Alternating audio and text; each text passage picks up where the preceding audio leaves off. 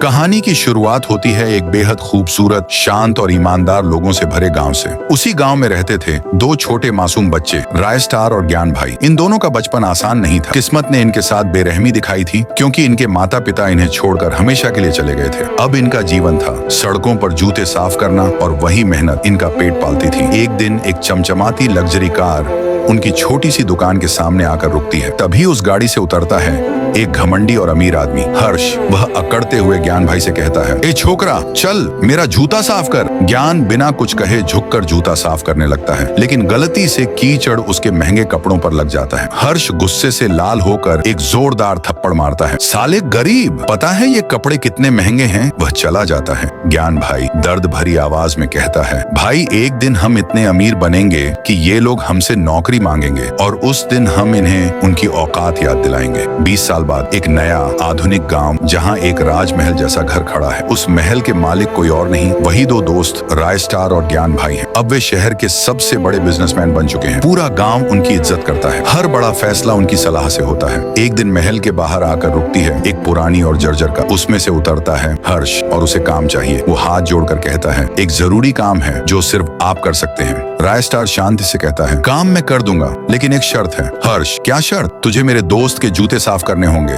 पागल हो क्या? मैं? राय स्टार, तो फिर मेरा काम भी भूल जा। मजबूरी में हर्ष झुककर ज्ञान भाई के जूते साफ करता है। तभी ज्ञान भाई एक चम्मच उठाते हैं और उसकी गर्दन पर हल्का छांटा मारते हुए कहते हैं, साले गरीब, तुझे पता है ये जूते कितने महंगे हैं? हर्ष का चेहरा जलता लाल हो जाता है। वो गुस्से में कहता है, तुमने मेरी बेइज्जती की है, इसका बदला मैं जरूर लूंगा। ज्ञान भाई बाजार जा रहे होते हैं। तभी एक लड़की रोज सड़क पर गिरी हुई मिलती है। ज्ञान भाई उसे उठाते हैं। तुम ठीक हो? चलो मैं घर छोड़ देता हूँ। रोज बाइक पर बैठती है और उसे एक सुनसान फैक्ट्री की ओर ले जाती है। जैसे ही वे वहाँ पहुँचते हैं, सामने खड़ा मिलता है हर्ष। तो आ ही गया तू, तेरा ही इंतजार था। हर्ष हंसता हुआ कहता है, अब अपने दोस्त को भी बुला ले। ज्ञान भाई घबराकर फोन करता है, भाई मैं फंस गया हूँ, जल्दी आ। राय स्टार बिना एक पल गंवाए अपनी बाइक लेकर निकलता है। जब वह फैक्ट्री पहुँचता है तो देखता है कि ज्ञान भाई एक पिंजरे में कैद है और हर्ष अपने गुंडों के साथ तैयार खड़ा है। हर्ष, अब तुम दोनों से एक साथ बदला लूंगा। राय स्टार, उसे छोड़ दे, नहीं तो तूफान बनकर टूट पड़ूंगा। हर्ष, आज देखेंगे कौन किसे मारता है। और फिर शुरू होती है एक जबरदस्त लड़ाई। धुआं, लाल